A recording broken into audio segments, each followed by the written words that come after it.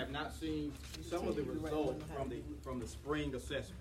Okay, and so I want to share some information with you, show you exactly how many of our kids met the target, what percentage met the target, where we started in the fall, and talk to you about what the expectations are moving forward. Now, if you are to look at any kind of measure, proficiency is fine, but what our biggest goal is academic growth. Okay, and we've talked about that, is that you can't do anything about how the kid shows up, right? Can't do anything about it.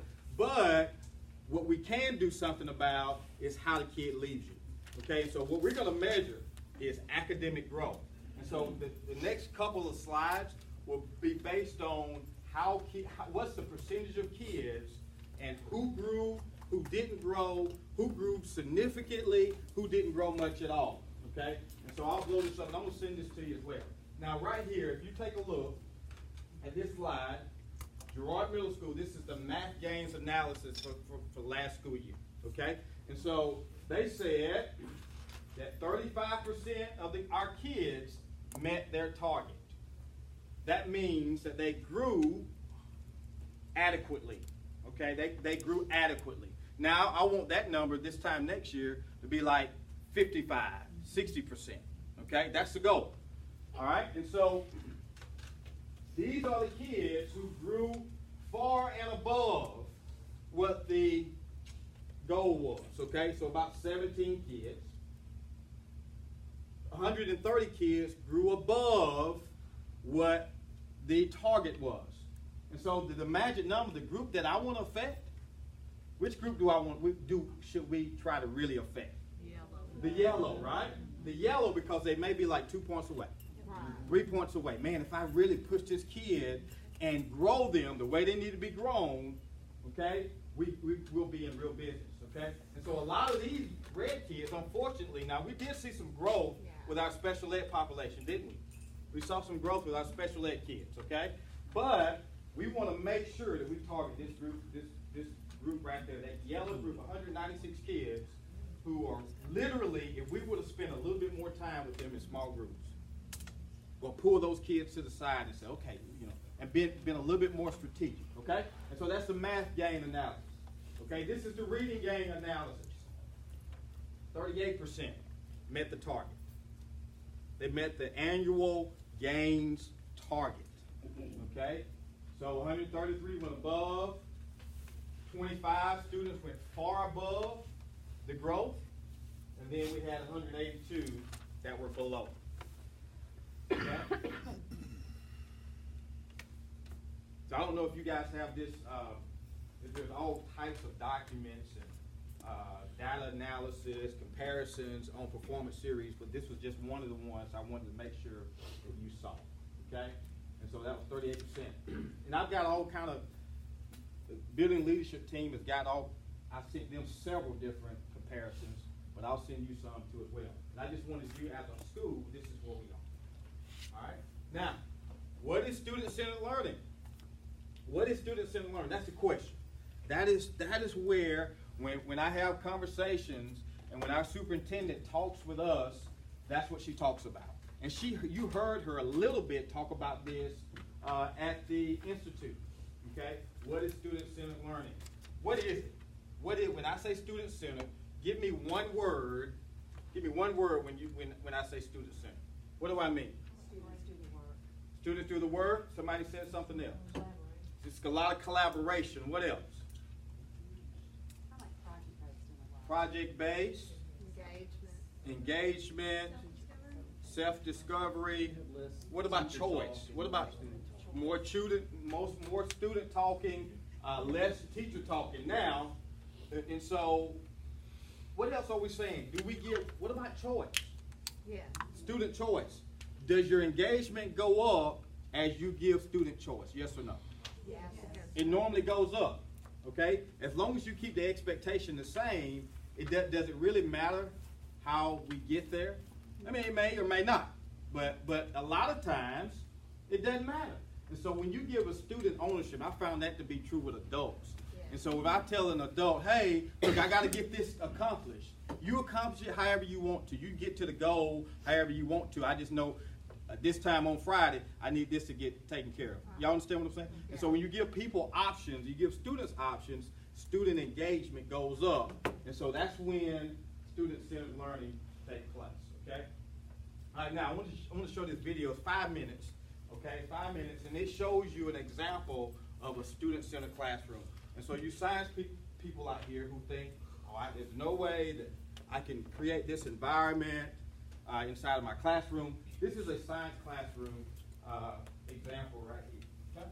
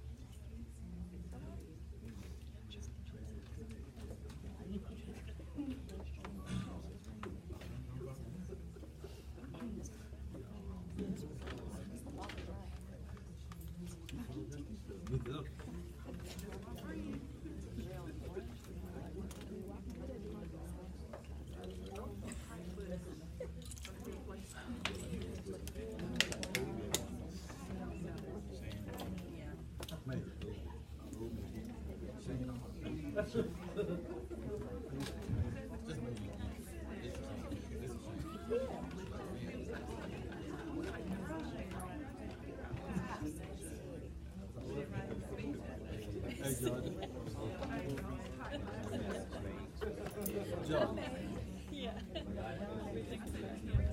Georgia. Georgia.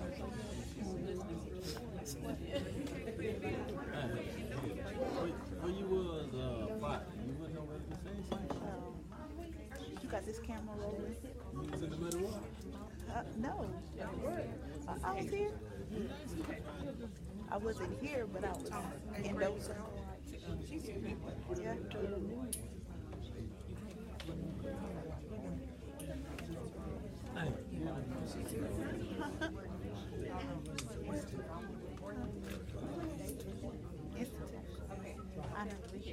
I wasn't there.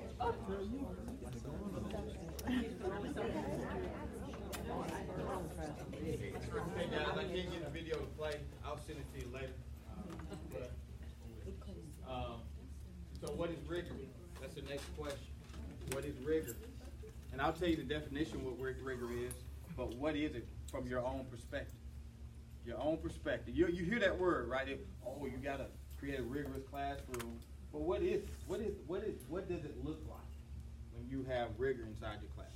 Does it mean like I'm challenging students, raising the bar? And so I used to give 25 questions. Now I give 40 questions. No. It doesn't mean more work. It just means more in depth. Okay. I mean, why can't I just pull more work on, give more math problems? Repetitiveness doesn't make it rigorous. If it's the same question, it's just change up the same question. Higher order things. Okay. It could also the pace of instruction. Not just have the knowledge, but apply the knowledge. Apply the knowledge. Okay. And the pace of instruction. Pace of Rigor, I mean, it's also comes from the teacher. You know what I'm saying? Right. I get you. All right, so look. And so rigor's not more questions, but less, in fact, right? It's less questions. And so this is one of the things that I used to do. Rigor is going deeper. What are high order thinking skills? We'll answer that in a second. But it's less questions. One of the things that I did, and I think I mentioned it before, when I started teaching environmental science, I made up in my mind, and I was so green, I had no clue about teaching at the time, I'm telling you. I had no clue. I was like my second year teaching, and I was just throwing stuff out there. Didn't know, didn't have an idea. And so, in my environmental science class, I said, I'm going to have I'm going to have students to answer on all my assessments, all my tests, 5 essay questions. That's going to be your test. 5 essay questions. That's the test. Now, I knew it would take me a long time to grade, but what I wanted was depth. And so it was like 2-3 part questions. You know, I asked them about water quality. I need for you to talk about sedimentation. I need for you to talk about runoff. I need you to talk, all these things. And so in my conversation with them, in my debates and those types of things, I said, look, now make sure you have this. It's got to be meaty. It's got to have substance. Otherwise, and so I required them to write. And so with rigor, a lot of times, writing is involved. It involves going deeper, okay? And so sometimes you may say, okay, initially I had 25 multiple choice questions, 5 fill in the blanks, 1 essay. All right, now I'm switching gears and I'm going 10 or 15 multiple choice, 5 or 10 fill in the blank with 3 or 4 open-ended questions. Like 4 open-ended questions. Or even minimize some of your multiple choice and have 10, 5, and 5. But they all require you to go deeper. And so the next question is, what are high-order thinking skills? There are about 4 or 5. There are about 4 of them. So give me one of them. Somebody, you guys know this. Analyze the text. What else? Synthesize is one. Evaluate. What's the highest order that you can go? Create. What does that look like inside your classroom? When you ask students to create, what does that look like? Because a lot of times, what do we ask them to do? Can you regurgitate, right? That we're not asking them to memorize. I need for you to take what you've memorized, and I need for you to analyze and then create. Apply it, right? Okay? And so that's what we're trying to get to as it relates to student-centered learning. Okay? And so how are the thinking skills? Evaluating, applying, creating. Evaluating, applying, creating. Creating is at the highest level. And so what does that look like? What does it look like? I need for y'all to tell me, what does create look like inside your classroom? And it can be tied to project based. It can be tied to project based. And I'll tell you one of the ones that I did. Okay? Talk to me. It'd be like making working with fractions, having them comparing fractions, maybe giving them different types of fractions and working together to put them together, creating their own chart of comparing fractions or showing what fractions are the same. Right. So them working together and having something to pull from and showing you they know which fractions are. Right. And so you've got a lot of elements of student-centered. You know, the one thing you must have in any kind of student-centered project is collaboration among several students, okay? 3 or 4 students together, and then they have to produce something, such as an iMovie, right? You can have them create an iMovie.